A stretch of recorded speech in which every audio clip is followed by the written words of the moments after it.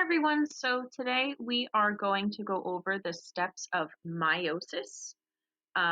This process is similar to mitosis. It's a type of cell division, but it is involved in sexual reproduction. If you have not done so already, please make sure you take a look at the screencast and slideshow I posted reviewing the vocabulary you did last class. You'll need a good understanding of that vocab in order to understand the steps of meiosis. It is a pretty complex process, but knowing that vocab ahead of time will definitely help you out.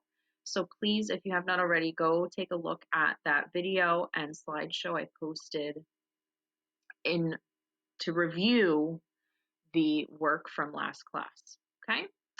So while I go through these slides, make sure you're filling in the graphic organizer attached to the assignment.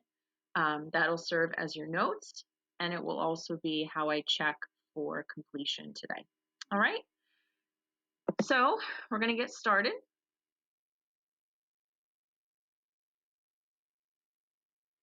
Okay, so steps of meiosis.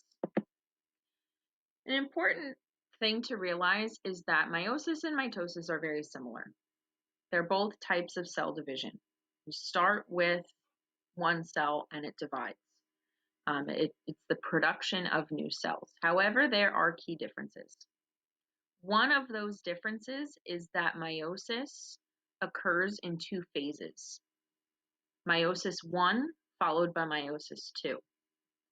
So the cells that undergo meiosis have a different cell cycle. They go through interphase, then meiosis 1, then meiosis 2, then cytokinesis. And each meiosis 1 and meiosis 2 are then further broken down into steps. So we're going to see all those today, okay? So it starts with a diploid germ cell. So we learned the vocab word germ cell and diploid last time.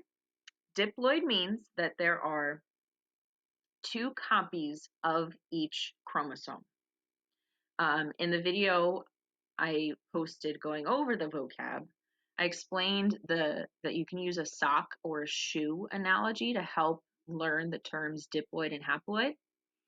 A diploid organism would be like having both pairs or both shoes in a pair of shoes. You have the left shoe and the right shoe. So in humans, it would be like having 23 pairs of shoes. That's a total of 46 shoes. But you have the right and the left copy of each shoe, right? And each shoe is different, right? You have your, your flip-flop and then your sneaker. So that's like the different chromosomes, each with different genes.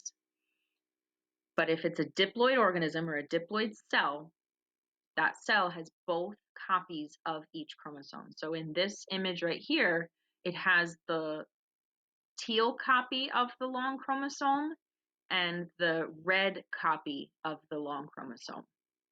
It also has the red copy of the short chromosome and the blue copy of the short chromosome. Now, why do you have two chromosomes per chromosome? Why do you have two copies of each chromosome? And that is because you get one copy from your mom, one copy from your dad. So it's like, again, with the shoes, it's like your dad buys your right shoe and your mom buys your left shoe. That's why you have two. Okay, so we can say that the blue or teal copies came from dad, while the red copies came from mom. So you got one long copy from dad, one long copy from mom. And then for the short chromosome, you got one copy from mom, one copy from dad. Okay? So this cell has two pairs of shoes, 4 shoes total, Here's one pair of shoes. Here's the other pair of shoes. Okay, so that's what diploid means.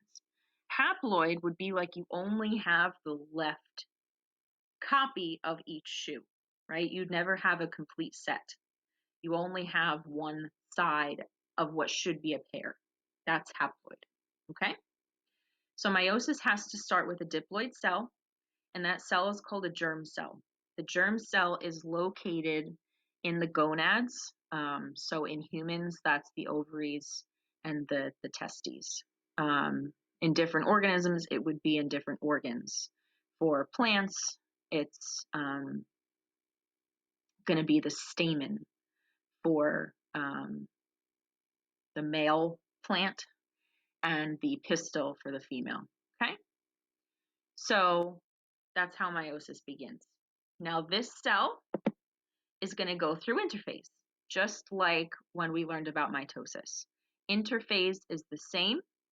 The germ cell located in the gonads will first grow in G1, duplicate its chromosomes, and prepare for meiosis. So the chromosomes duplicate. You can see that each chromosome has gotten its sister chromatid. Start with 4 chromosomes, still have 4 chromosomes. They're just duplicated now, right? They have that sister chromatid. So the cell grows, prepares for meiosis 1, and you might also notice that we started off with 1 centrosome, and now we have 2, just like in mitosis. So this is familiar. Now we get into meiosis 1. So again, meiosis is broken down into 2 parts, meiosis 1 and meiosis 2. So after interphase, the germ cell enters meiosis 1, and the first step is prophase 1. So we know that we're in meiosis 1 because all of the steps are followed by a Roman numeral. So meiosis 1 is going to have Roman numeral 1. So prophase is the same. Chromosomes condense, right? We now have our X shapes. The nuclear membrane breaks down. We can see that this orange circle representing the nucleus is fading, and the spindle fibers form, right? We can see the spindles coming out of the centrioles. There are some differences.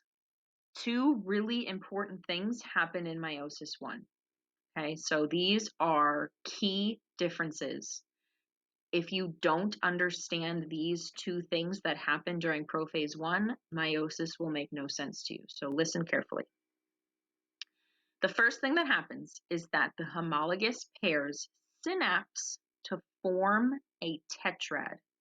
So that used a lot of your vocab words. Homologous pairs, it's like a pair of shoes, right? The cowboy boot and the flip-flop are not homologous, right? They don't make up the pair. Homologous chromosomes have the exact same genes at the same places. However, they might have different alleles. So this is what a lot of the questions went over from your assignment last class. The difference between a gene and an allele. So if we look at these 2 chromosomes, the 2 tall chromosomes, they would be homologous, okay? You can see the banding patterns are the same. Those banding patterns represent the genes, okay? So maybe this gene right here, this thick one right here, is the gene for whether you have a cleft chin or not. So cleft chin is when you have like the ridge in your chin. That is genetic. So perhaps the maternal chromosome here is carrying the allele for the cleft chin, while the paternal, or the chromosome from the father, is carrying the allele that does not give the cleft chin. Either way, it's the cleft chin gene, just different alleles. So these would be homologous, and then these are homologous as well. Different genes, so maybe this thick one right here is the gene for whether you have freckles or not, or something, whatever it may be. It's a different gene than what's on this tall chromosome, but this chromosome and this chromosome would have the same gene in the same location, potentially different alleles, right? Because one came from mom, one came from dad, but it's the same gene. It'll code for the same protein. That protein might work a little bit differently, making a different pigment or a different texture, right? That's why we say your parents pass on their genes. But in either case, the gene is the same, the allele might be different. So that's homologous chromosomes. They synapse, meaning they join together to form a tetrad. So the homologous pairs, think of it like the pairs of shoes, right? The two cowboy boots are going to come together and the two flip-flops are going to come together. And they join to form a tetrad. A tetrad is the structure resulting after synapsis, okay? It's called a tetrad because there are 4 sister chromatids. 1, 2, 3, 4, because each duplicated chromosome of the homologous pair joins together. Okay, and again, this all happens in prophase 1 still. And then the next thing that happens is also really important. It's called crossing over. Okay, it's not entirely visible in this picture. I have a better picture coming up. But crossing over is when the sister chromatids that are connected to each other swap genes. Okay, you can kind of see it, that some of the red from this one transferred to here, while some of the green from this one transferred to here. It happened here too. Did it? Yes. It's kind of blocked. It happened up here, right? Oh no, wait, it didn't. Why am I getting my... Yeah, so the red that was here got transferred to here, and the green that was here got transferred to here. So basically, it's the same gene, right? But they swapped the alleles that they had. It's the same location that's being swapped, just different alleles. So we're going to zoom in on crossing over a little bit. So again, crossing over occurs during prophase 1. And by the way, there's a separate box in your notes page for this if you flip through or scroll down a little bit further. So crossing over occurs during prophase 1. The homologous pairs link up and swap genes. This is actually a random process. It is not, predictable which genes are going to be swapped. But in either case, these are homologous pairs, right? The left shoe and the right shoe, they are going to link up and they are going to swap the genes that they have. So this, we'll say that this one's the maternal chromosome. It has the capital A. We don't know what allele this is, and we don't even know what gene it is. It's just big A, little a. If you remember doing Punnett squares in middle school, then you'll recognize this notation, the uppercase versus the lowercase. But this maternal chromosome carries the capital A allele, and this one carries the lowercase allele. It's the same gene, same location, just different versions of that gene. And then same thing for the big B, big C, little c. During prophase 1, the sister chromatids right in the middle here, the ones that are connected, link up and swap genes. Now you'll notice that the outside sister chromatids, because they're not connected to each other, they don't swap genes. So we actually say that it's the non-sister chromatids that link up, right?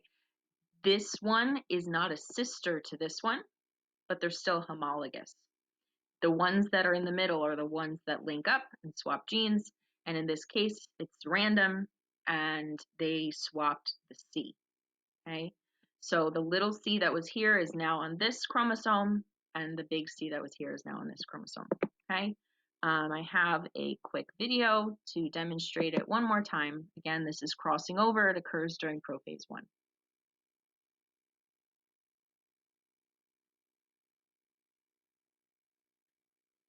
So that's what we call synapsis. It's now a tetrad.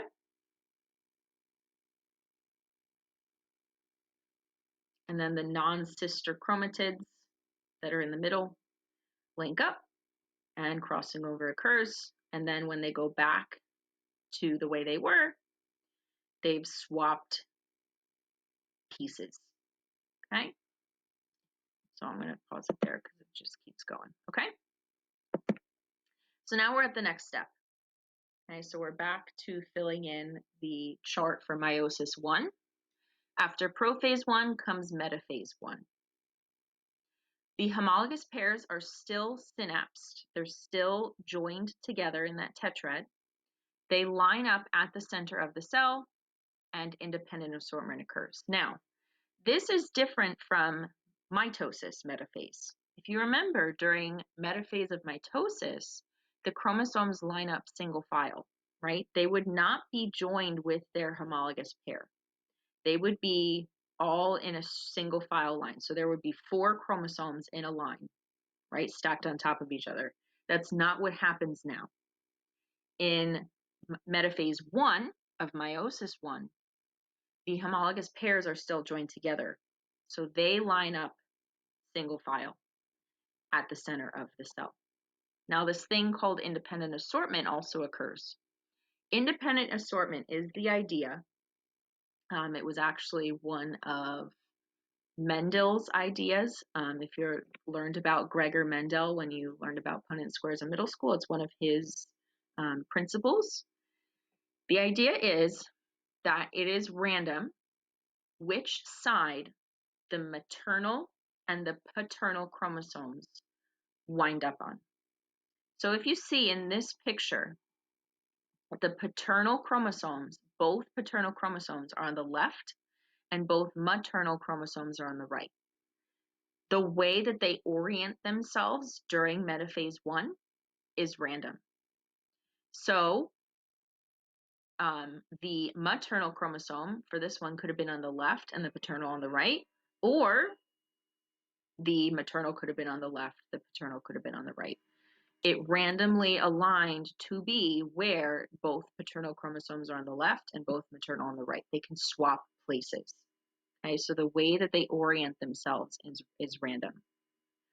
You can think of it again like shoes. You can either have, the left on the left and the right on the right. You know what I'm saying? The left foot shoe and the right foot shoe. Or you could put them next to each other the other way. They're still next to each other. You've just oriented them differently. Okay? So next step, I forgot I was going to go over independent assortment a little bit more. So again, scroll down to the separate box for independent assortment. We're going to give it its own definition. So when homologous pairs line up in the middle of the cell during metaphase 1, there are many possibilities for the assortment of pairs. The way the homologous pairs line up is random. Now, when you only have 4 chromosomes total, it's not all that obvious how influential this is. But when you have 23 pairs of chromosomes, or 23 pairs of shoes that can line up randomly, that actually, in a human cell, there are over 8,000 different combinations for the arrangement of the chromosomes, or think of the shoes. So if you laid out 23 different pairs of shoes on the floor and in a single file line, but each with their pair, and randomly assorted whether the left shoe was on the left or the right shoe was on the right, if you're swapping that orientation, there are 8,000 different possibilities. And again, it happens randomly every time. Meiosis never occurs the same way twice. Males make 1,000 sperm per second. That's how rapidly meiosis occurs. 1,000 sperm per second. And no 2 sperm produced over the course of a man's life will ever be the same, due to independent assortment and crossing over. So independent assortment makes 8,000 different possibilities, but then crossing over, occurring at the same time with that random swapping of genes, makes the possibilities infinite, makes the possibilities endless. So no 2 sperm produced by a male will ever be the same, even though they produce 1,000 a second. Think of that. No 2 will ever be the same. And it's because of independent assortment and crossing over. Okay? So that's independent assortment. Again, it happens during metaphase 1. So now we're back to our chart for meiosis 1. We're going to fill in the next step, which is anaphase 1. Same thing, very similar to the anaphase we've already learned about. These spindle fibers reach out, they're attached to the kinetochore, but instead of separating the chromatids, what are they separating now? They're separating the homologous chromosomes. They're separating the pair of shoes, right? So this was one pair, right? Or one side, this is the left shoe and this is the right shoe. They are being pulled apart. The actual chromatids attached by the centromere here are not being pulled apart yet. So what you wind up with are, you have one short chromosome on this side, one long chromosome on this side, one short chromosome on this side, one long chromosome on this side, right? Because the the homologous pairs are being separated, not the chromatids. So this would be telophase 1. Ooh, let me go in and change that. Telophase 1. I do that on any of the other slides. Metaphase 1, anaphase 1. Got to be very careful with which you're talking about. So telophase 1 chromosomes arrive at opposite ends of the cell. The nuclear membrane partially reforms. It's not going to reform all the way, and I'll show you why in just a second. It does start to come back, but then it's going to instantly dissolve again, and then cytokinesis will occur. So two non-identical daughter cells are formed at this point. The reason they're not identical is because of that crossing over. You now have these swapped genes that were not there to begin with, right? If you go all the way back, right, this was an entire red chromosome and an entire red chromosome.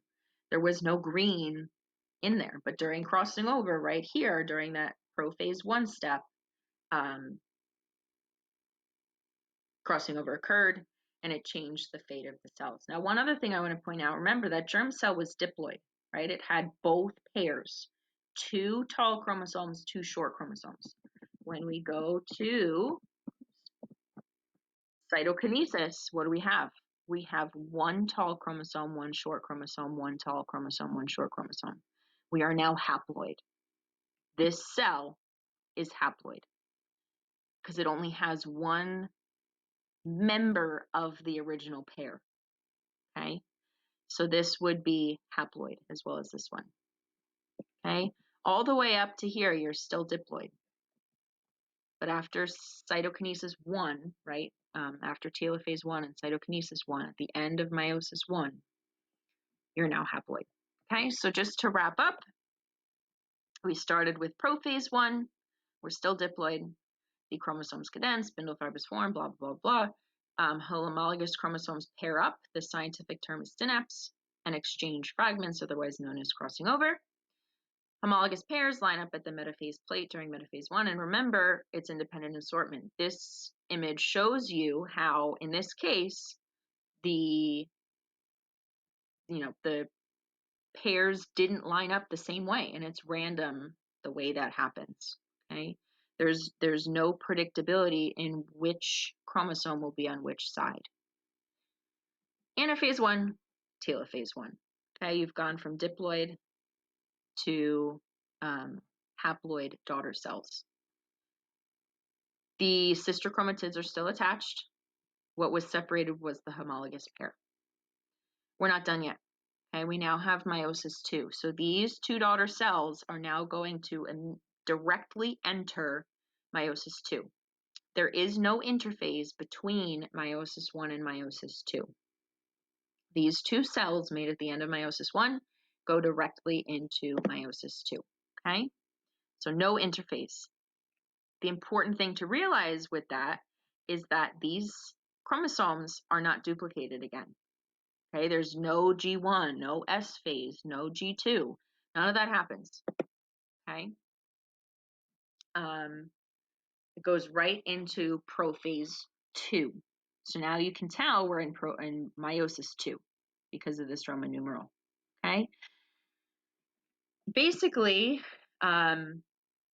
telophase 1 and then prophase 2 are a little bit wishy-washy. Remember I said the nuclear membrane partially reforms. Why would a cell go through the trouble of having, the chromosomes uncondense, the nuclear membrane reforming, all that going on, if they're just going to go right into prophase 2 again? So it's counterintuitive to do everything in telophase 1 and then undo it all again in prophase 2. So a lot of these steps are kind of like a gray area. Depending on the source you're looking at, they'll tell you different things, right? Some sources will say that the nuclear membrane completely comes back. Some will tell you that the nuclear membrane doesn't come back at all. Like this yellow circle shouldn't even be here. That depends on the type of cell we're talking about. It depends on the organism you're talking about. So go by what's written on these slides, okay? Certain sources might say different things, but for our purposes, we're going to go by what these slides say.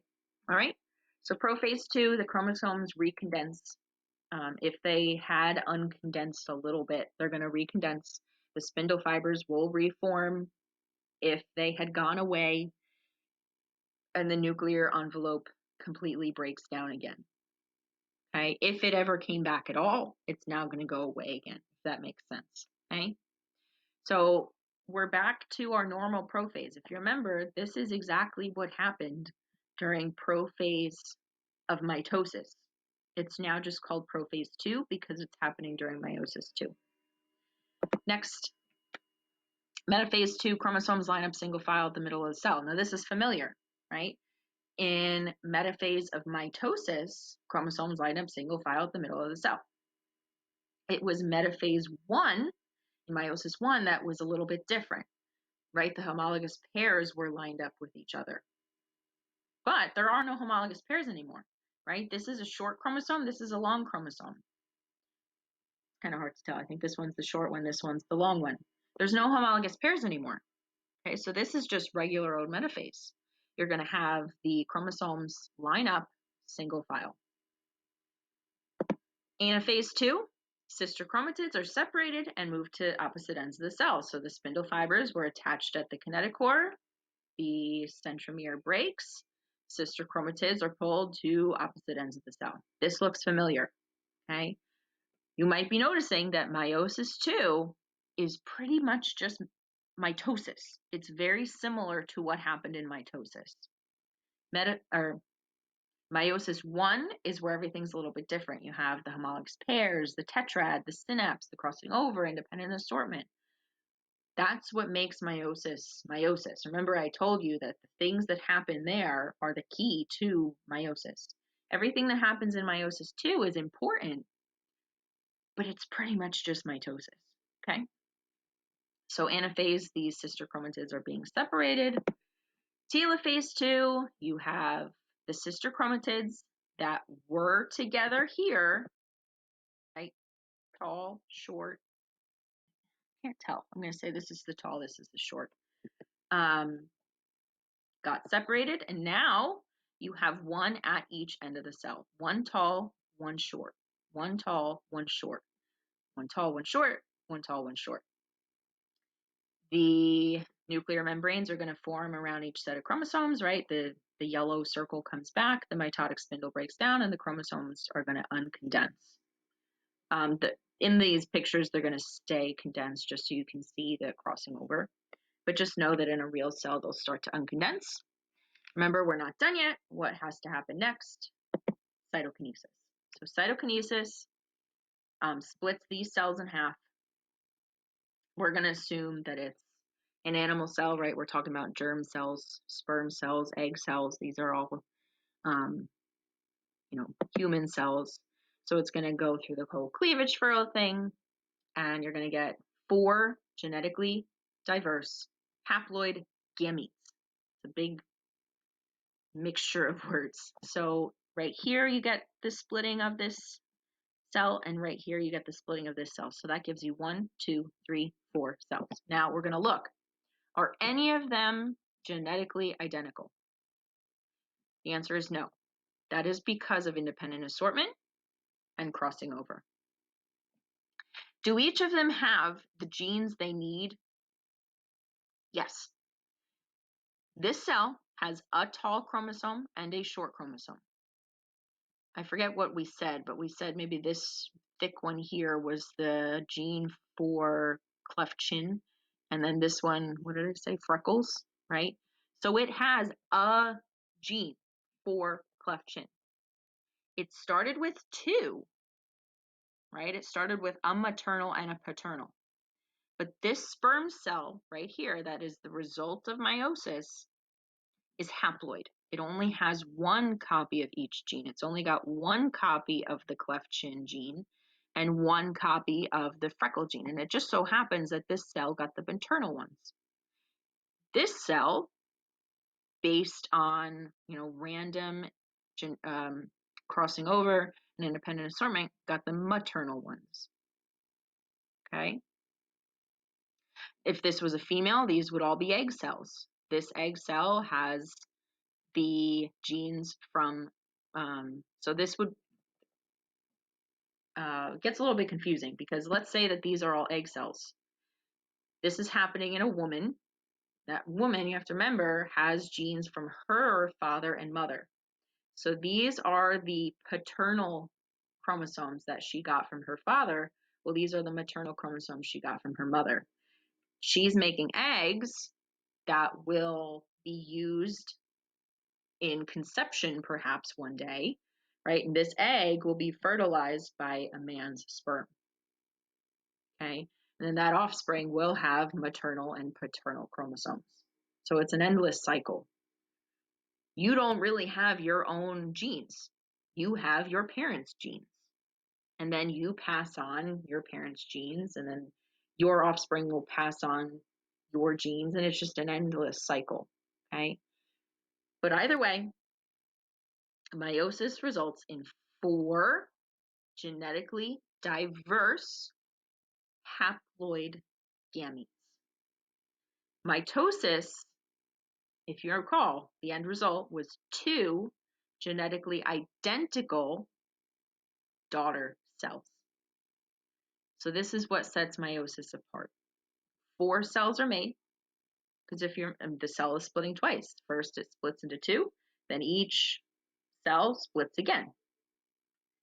They are genetically diverse. You want that. That's why offspring look different from their parents. This is sexual reproduction. Okay? They are haploid because they don't have both the maternal and the paternal. This is like having only the left shoe. It's still the shoe, right? This cell needed a cowboy boot and a flip-flop. It started with both sets, both complete pairs, but now it's haploid. And they are gametes, meaning they are sperm and egg. Okay? So this happens in males all the time. In females, oogenesis is the name. The production of egg cells is called oogenesis. Oogenesis in females actually only happens during development in the womb. So a female is born with all of the egg cells she will ever have. This is why menopause happens, and eventually females cannot have babies anymore because they go through all their egg cells. They're born with all the ones they're going to get. Males start producing sperm at puberty and don't stop producing sperm until the day they die. So this is happening in males. As you're sitting there, your germ cells are going through meiosis and you're making 1,000 sperm cells per second. So just something to think about. Explains a lot of biology. So remember that the whole point of making those cells is for sexual reproduction. So a summary again, the 2 cells made at the end of meiosis 1 don't go through antiphase, they go right into meiosis 2, starting with prophase 1, metaphase, oops, wait, I said prophase 1. Scratch that, it's prophase 2, sorry. Prophase 2, followed by metaphase 2, anaphase 2, telophase 2. And you can again see that crossing over occurred, all that lovely stuff. Now, I want to point out, in these pictures, the cells have, right, paternal, mostly paternal with, the sprinkling of maternal, mostly maternal, mostly maternal. And then again, that's because of independent assortment. In this situation, remember, let me actually go all the way back.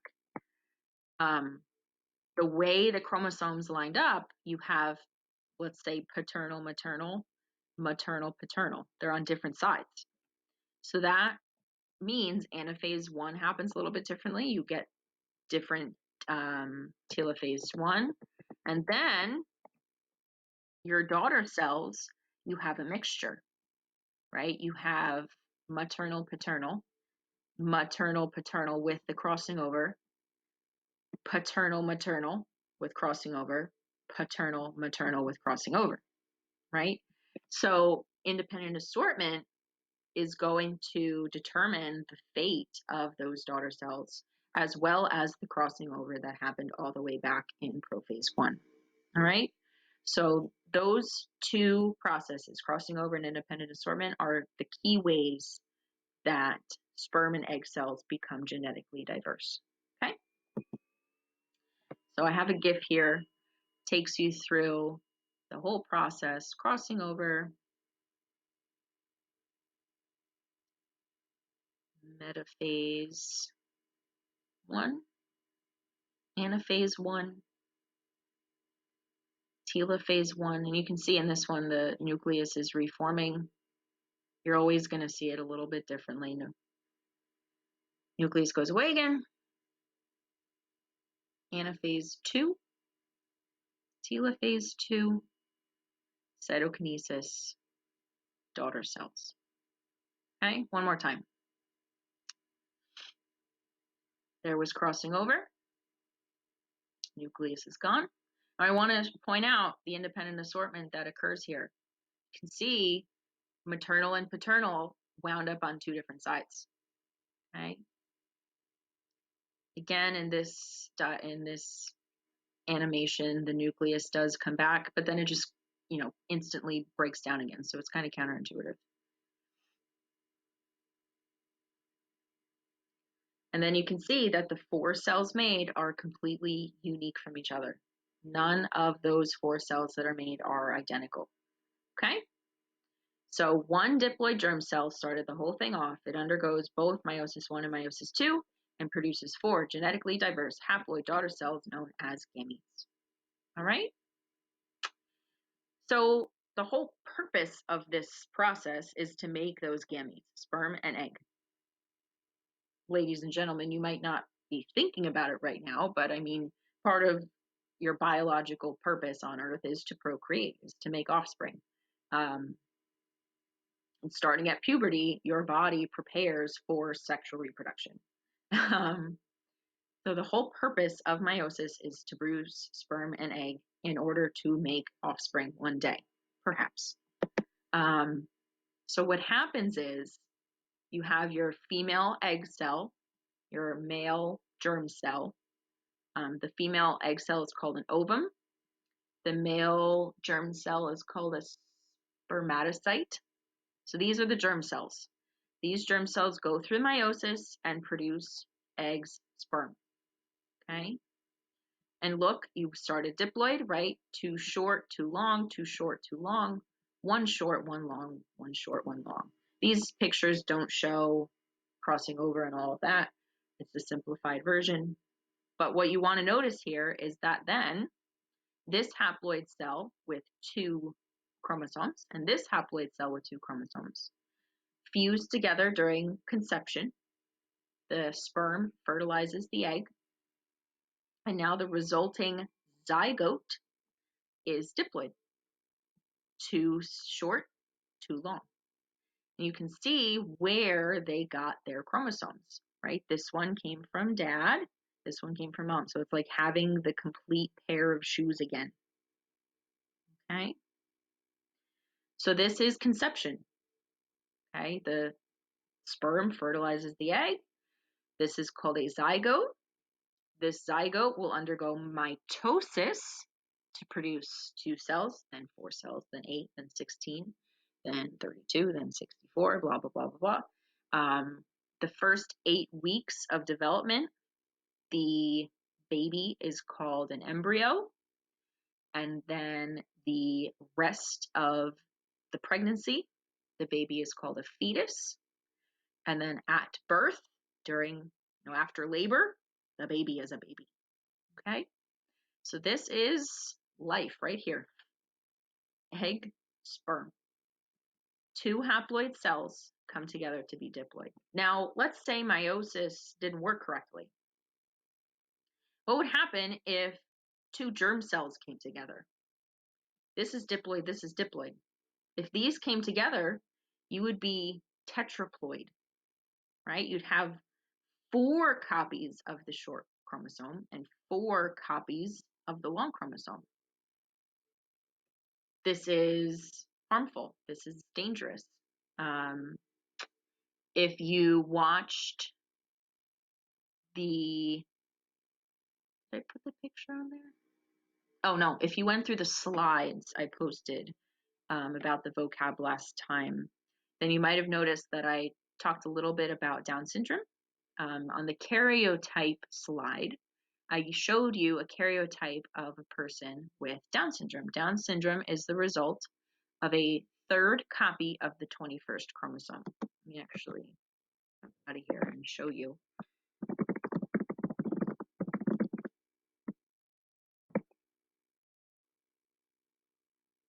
So this is a karyotype. It's a picture of chromosomes.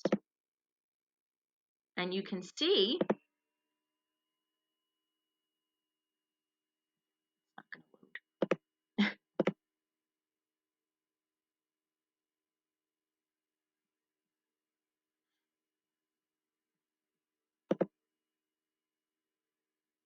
All right, that's as good as, oh, I can zoom in. Zoom in. That's nice. There we go. Okay. So this is a karyotype picture of chromosomes, and everything's diploid, right? 2 copies of each chromosome, left shoe, right shoe, okay? 2 copies of chromosome 1, 2 copies of blah, blah, blah, blah, blah. We know that this is human because there are 23 pairs, 22 autosomes, and then the 2 sex chromosomes for a total of 23 pairs, grand total of 46 chromosomes. However, if you look at chromosome 21, there are 3 copies. This results from a issue during meiosis. It can occur during meiosis 1 or meiosis 2. Basically what happens is chromosomes get stuck to each other. The spindle fibers are supposed to separate the chromosomes or the chromatids, and separation does not occur. So there's, some kind of stickiness. I think this is actually a picture of it.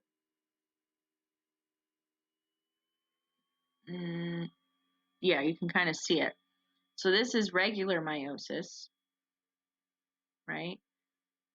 This would be the issue where meiosis doesn't occur correctly, and you get 3 copies of each chromosome in the resulting cell. But anyway, so this results in Down syndrome. Down syndrome is a genetic disease. Those affected have developmental delays and short lifespans. The average life expectancy for somebody with Down syndrome is about 50 years of age, and their developmental progress is delayed. And all of that results from just having an extra copy of the 21st chromosome. So this shows you how important the perfection of meiosis is. If it does not occur correctly and this zygote isn't perfect, then even the tiniest of differences can result in a pretty serious medical condition. So that's why it would be bad if 2 germ cells came together, because then you'd be tetraploid, right? You have 4 copies of each chromosome, when just 3 copies of a chromosome ends in a genetic disease. So that's why meiosis has to occur, to make these haploid gametes that then fuse together to become diploid again. This is a child. Okay, this is conception, fertilization, egg meets sperm, perhaps makes a baby. All right?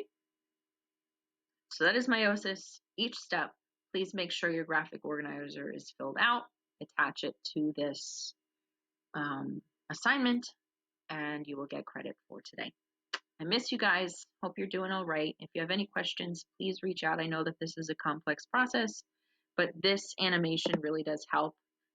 It shows everything. Watch it a couple times. Next time, I'm going to give you some practice resources, give you some videos to watch. There's lots of great online resources about meiosis. So kind of lucked out that we're at home to learn about this. All right, take care. Thanks for watching.